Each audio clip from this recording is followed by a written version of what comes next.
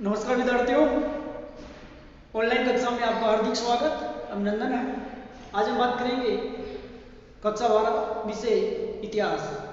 जो आज हमारा जो 5वां लेसन रहेगा, मुगल आक्रमण एवं उसके प्रकार और प्रभाव। आज हम बात करेंगे तुर्क आक्रमण एवं पृथ्वीराज चौहान के बारे में। तुर्क आक्रमण की बात करें तो भारत में तुर्कों के आक्रमण का सिलसिला जो शुरुआत मानी जाती है वो 8वीं शताब्दी के आसपास मानी जाती है। भारत पर अरबों के आक्रमण हुए, इससे पहले अरबों के आक्रमण होने के पश्चात भारत पर जब तुर्कों का आक्रमण हुआ तो भारत पर जो तुर्कों का आक्रमण होता है वो भारत में उत्तर पश्चिम दिशा की ओर से होता है। तो हम बात करें भारत पर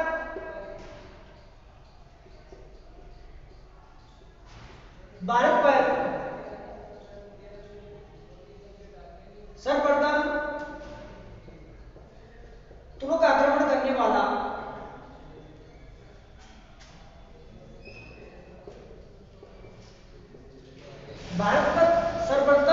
आक्रमण करने वाला जो व्यक्ति था, जो शासक था, वो था सुबुक्तगिन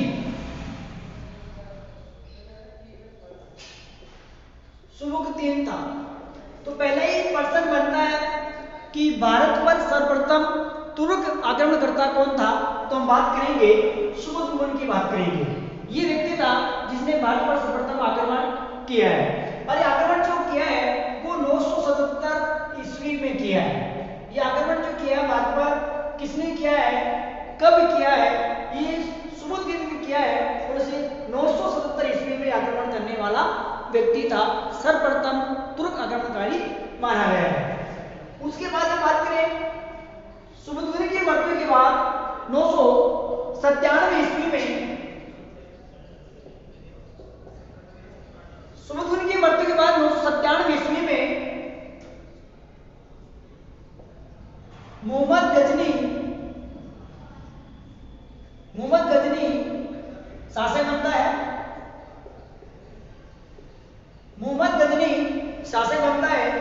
और मोहम्मद गजनी के द्वारा भारत पर 17 बार आक्रमण किए जाते हैं। मोहम्मद गजनी के द्वारा भारत पर 17 बार आक्रमण किया जाता है। इनमें से 2 आक्रमण हमारे लिए बहुत महत्वपूर्ण है। तो हम बात करें 1025 ईस्वी में गुजरात के सोमनाथ मंदिर पर आक्रमण किया जाता है। सोमनाथ मंदिर पर आक्रमण किया जाता है। और दूसरा जो आक्रमण होता है वो 1027 ईस्वी में आक्रमण किया जाता है इसके द्वारा। और ये जो आक्रमण होता है वो सिंध में जाटों के विरुद्ध होता है। तो ये क्वेश्चन बनता है कि मोहम्मद गजनी के द्वारा 1025 में भारत के किस मंदिर पर आक्रमण किया जाता है। तो सोमनाथ के मंदिर पर 1025 आक्रमण किया जाता है। और जब गुजरात का जो शासक था उस वक्त जब मोहम्मद गजनी का आक्रमण हुआ तो गुजरात का शासक था वो था भीमदेव। तो भीमदेव वहां का शासक था जब गुजरात पर आक्रमण किया जाता है। फिर क्वेश्चन बनता है कि मोहम्मद गजनी का अंतिम आक्रमण कौन सा था। तो मोहम्मद गजनी का अंतिम आक्रमण सिंध के जाटों के विरुद्ध था। तो ये अंतिम आक्रमण माना जाता है। अब बात करते हैं आगे। गजनी के बाद भारत पर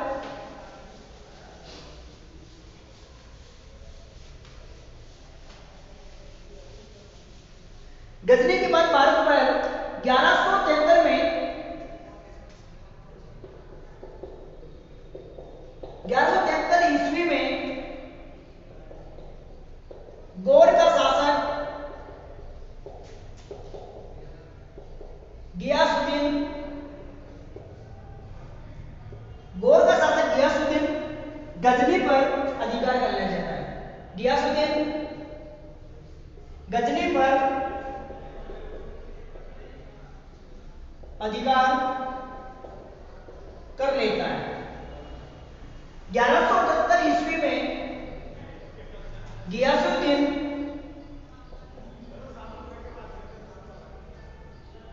ने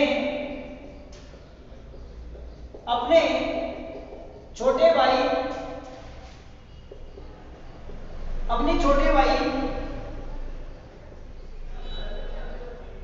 शिहाबुद्दीन को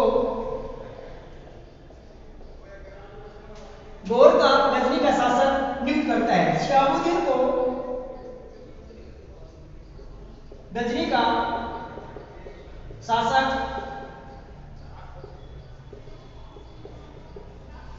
नियुक्त करता है और यही शिहाबुद्दीन भारतीय इतिहास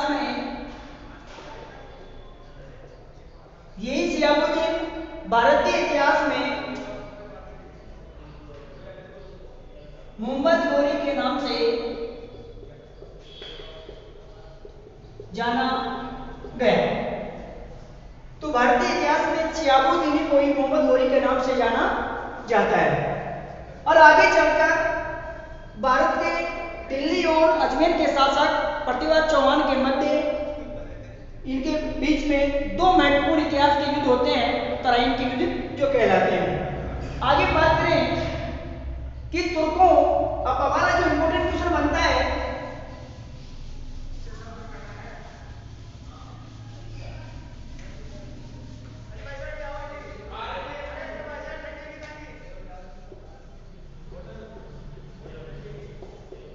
तुर्कों का भारत पर आक्रमण करने के उद्देश्य थे। ये क्वेश्चन बनता है कि भारत पर तुर्कों का आक्रमण करने के क्या उद्देश्य थे। तो हम बात करेंगे धन संपदा प्राप्त करना, पहला उद्देश्य था तुर्कों का धन को प्राप्त करना। दूसरा उद्देश्य है साम्राज्य का विस्तार करना। तीसरा उद्देश्य है इस्लाम का प्रचार करना। तो तुर्कों का भारत पर जो आक्रमण करने के उद्देश्य माने गए हैं उनमें धन संपदा प्राप्त करना, साम्राज्य का विस्तार करना और इस्लाम का प्रचार प्रसार करना ही माना गया है। इसके साथ साथ हम बात करेंगे अब पृथ्वीराज चौहान के बारे में। तो तीन चीजें बनते हैं तुर्क आक्रमण से भारत में कि सर्वप्रथम भारत पर तुर्क आक्रमणता कौन था, तो सुबुद्दीन माना जाता है। दूसरा क्वेश्चन बनता है कि शिहाबुद्दीन को इतिहास में किस नाम से जाना जाता है, तो शिहाबुद्दीन इतिहास में मोहम्मद गौरी के नाम से जाना जाता है। तीसरा क्वेश्चन बनता है कि मोहम्मद गजनी के द्वारा गुजरात पर आक्रमण कब किया गया, तो 1025 में आक्रमण किया जाता है गुजरात पर। चौथा क्वेश्चन बनता है कि मोहम्मद गजनी का अंतिम आक्रमण कौन सा था और कब किया जाता है, तो अंतिम आक्रमण 1027 ईस्वी में सिंध के जाटों के युद्ध किया जाता है। पांचवा क्वेश्चन बनता है कि तुर्कों का भारत पर आक्रमण करने के क्या उद्देश्य थे, तो बात करें धन संपदा प्राप्त करना, साम्राज्य का विस्तार करना और इस्लाम का प्रचार प्रसार करना। अब बात करते हैं पृथ्वीराज चौहान के बारे में।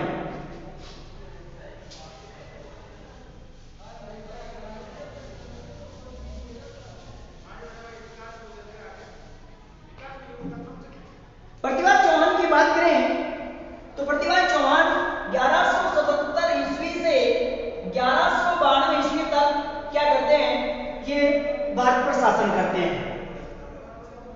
चौहान वंश अजमेर की चौहान वंश के शासक थे।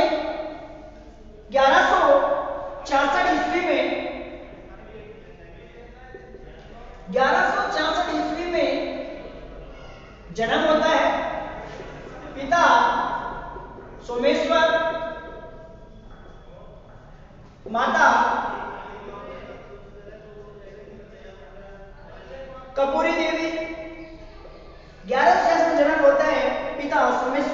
माता कपूरी देवी, और इसके साथ साथ 1166 ईस्वी में जन्म होने के बाद 1176 ईस्वी में अजमेर के शासक बनते हैं। 1176 ईस्वी में 77 ईस्वी में अजमेर के शासक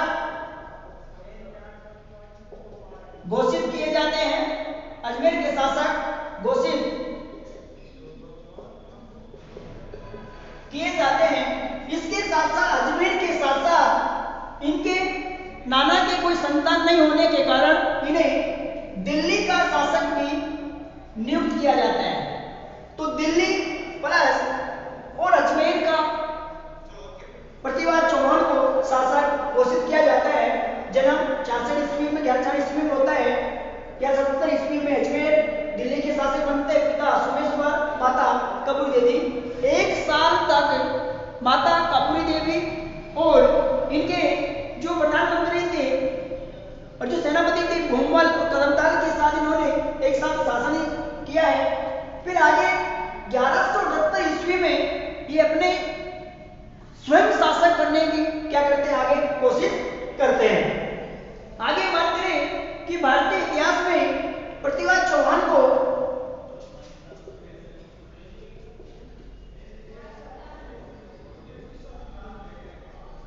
भारतीय इतिहास में प्रतिभा चौहान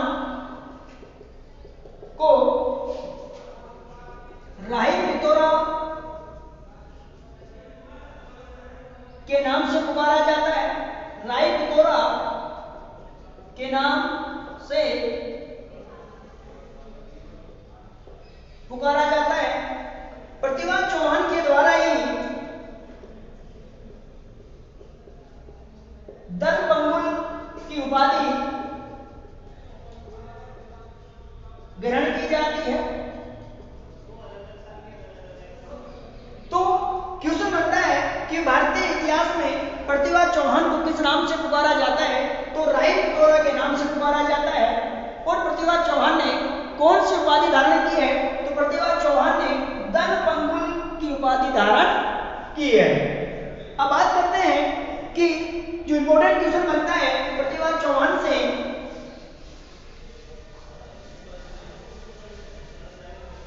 बात करें प्रतिभा चौहान के जो पड़ोसी राज्य थे,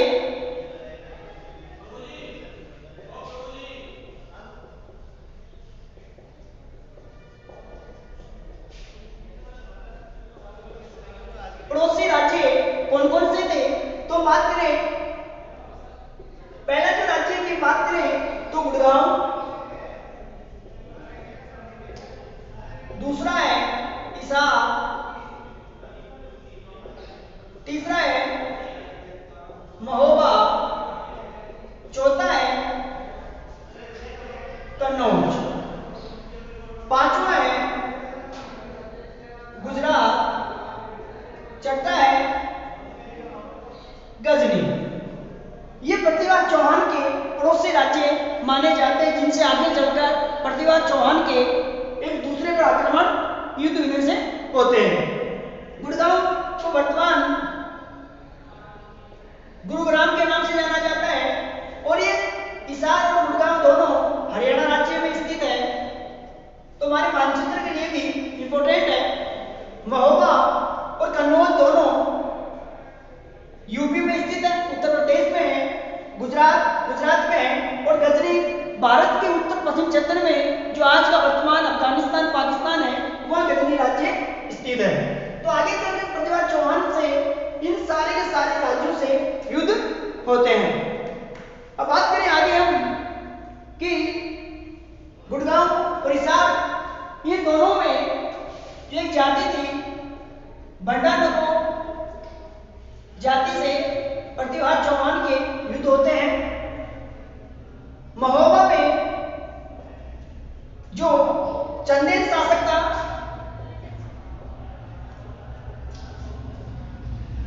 चंदेल शासक परमीदेव,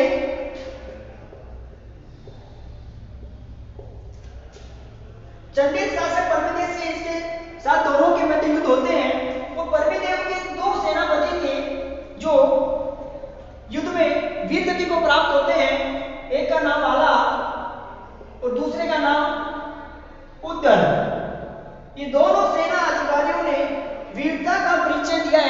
जब पृथ्वीराज चौहान और चंदेल शासक परमेदेव के मध्य युद्ध होता है। तो क्वेश्चन बनता है कि चंदेल शासक परमेदेव के मुख्य सेनापति कौन थे जिन्होंने युद्ध में वीरता का परिचय दिया है? तो आला और उद्दल दोनों नाम ये आते हैं इतिहास में। कन्नौज की बात करें तो कन्नौज का जो शासक था वो था गैडवाल, और गैडवाल वंश का जो शासक था वो था जयचंद। जयचंद इतिहास में बहुत प्रसिद्ध था।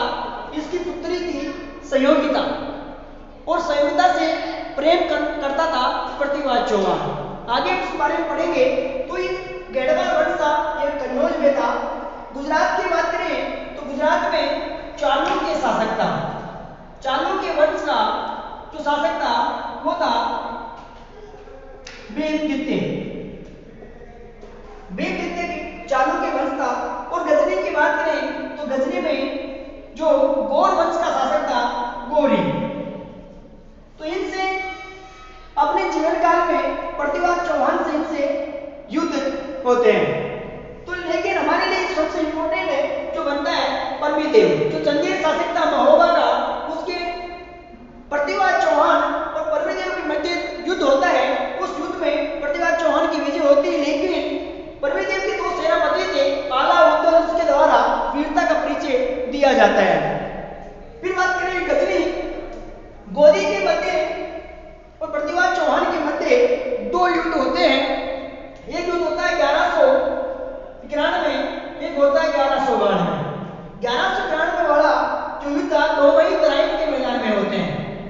और तराइन में जो मैदान है, वर्तमान स्थिति देखी जाए तो हरियाणा में एक स्थिति है। अब बात करते हैं कि इतिहासकार गोपीनाथ द्वारा क्वेश्चन बनता है पृथ्वीराज चौहान के पड़ोसी राज्य कौन कौन से थे? तो गुड़गांव, हिसार, कन्नौज, गुजरात, महोबा, ये इसके पड़ोसी राज्य माने जाते हैं। और इन सभी राज्यों पर पृथ्वीराज चौहान द्वारा विजय प्राप्त की जाती है। अब बात करते हैं इतिहासकार गोपीनाथ। इतिहासकार गोपीनाथ के द्वारा पृथ्वीराज चौहान की विजय नीति के 3 पक्ष बताए हैं।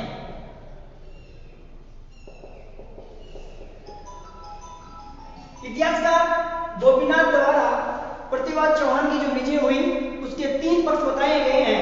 पहली जो पक्ष है वह है सब जनों से मुक्ति।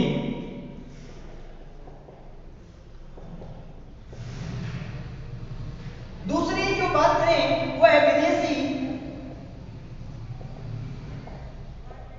शत्रुओं से मुकाबला। तीसरी जो सब जनहित नीति है वो है पड़ोसी राज्यों का दमन।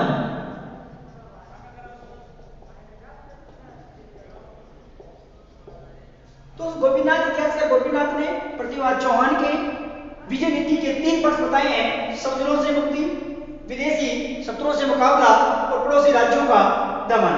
तो क्वेश्चन बनता है कि इस इतिहासकार ने पृथ्वीराज चौहान के 3 पक्ष बताए हैं: सब जनों से मुक्ति, विदेशी शत्रुओं का मुकाबला, पड़ोसी राज्यों से दमन। अब बात करते हैं, एक इतिहासकार होते हैं डॉक्टर दशरथ शर्मा।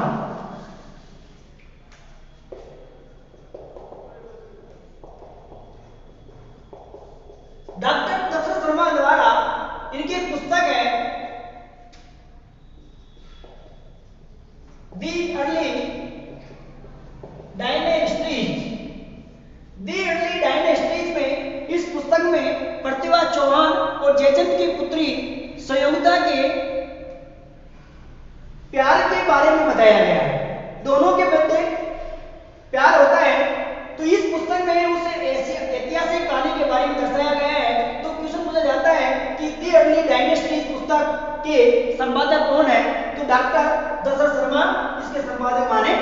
गए हैं। अब बात करते हैं कि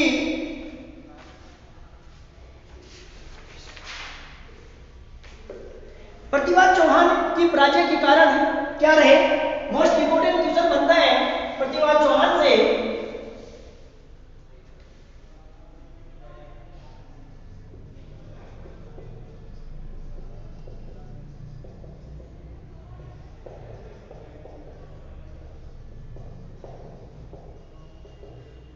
1192 ईस्वी में प्रतिभा चौहान मोहम्मद गौरी से युद्ध में हार जाता है और यहीं से इसका जीवन लीला समाप्त हो जाती है। तो इसलिए हारने के क्या कारण थे, तो पहला कारण पढ़ेंगे जो है वो है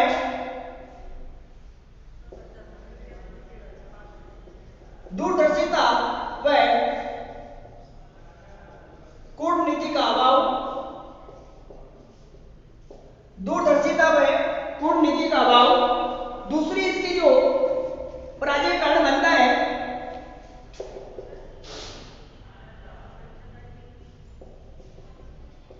पराजित होकर भागती तुर्क सेना पर आक्रमण न करना।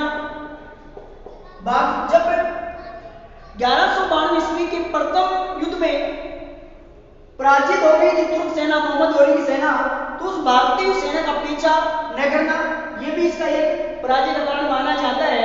दूसरा कारण है विलासिता में जीवन व्यतीत करना। तीसरा है विलासिता में जीवन व्यतीत करना। तीसरा कारण है विलासिता में जीवन व्यतीत करना और आगे पड़ोसी राज्यों से साथ। चौथा जो कारण माना जाता है पड़ोसी राज्यों से दुश्मनी मोल लेना। जब पड़ोसी राज्यों से दुश्मनी मोल ले ली तो पड़ोसी राज्यों ने उसकी इस युद्ध के समय सहायता ही नहीं की। जब 1192 का युद्ध होता है त्राइन का, तो प्रतिभा चौहान के पराजय कारण दूरदर्शिता व कूटनीति का अभाव। अगला है पराजित होकर भागते हुए तुर्क सेना का पीछा न आक्रमण करना, विलासिता में जीवन व्यतीत करना। जब 1192 ईस्वी का प्रथम विश्व युद्ध लिया इसने, तो इसने सोचा कि अब मोहम्मद गौरी मेरे राज्य को और बिल्कुल देखने की हरकत भी नहीं करेगा, तो विलासिता में अपना जीवन इसने व्यतीत किया है, संयुक्ता के साथ विवाह कर गई। फिर पड़ोसी राज्यों की दुश्मनी मोल लेना, हमने इससे पहले पढ़ा किसने हिसार, गुड़गांव, कन्नौज, गुजरात, महोबा, इन सारे के सारे राज्यों से दुश्मनी मोल ले ली। तो दुश्मनी मोल लेने के बाद इससे सहायता करने के लिए कोई भी पड़ोसी राज्य तैयार नहीं हुआ। फिर प्रतिभा चौहान के दरबार में एक राजकवि निवास करता था। प्रतिभा चौहान के दरबार में पृथ्वीराज रासो के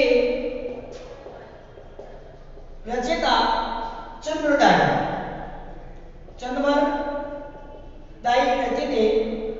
प्रतिभा रासो को हिंदी साहित्य का प्रथम महाकाव्य माना जाता है। प्रतिभा रासो को हिंदी साहित्य का प्रथम महाकाव्य माना जाता है। तो आज हमारा ये तुर्क आक्रमण और प्रतिभा चौहान संबंधी जो टॉपिक था वो यहीं पर समाप्त होता है। आप वीडियो को देखकर अपनी तैयारी को मजबूत करिए और इस चैनल को सब्सक्राइब करिए। धन्यवाद।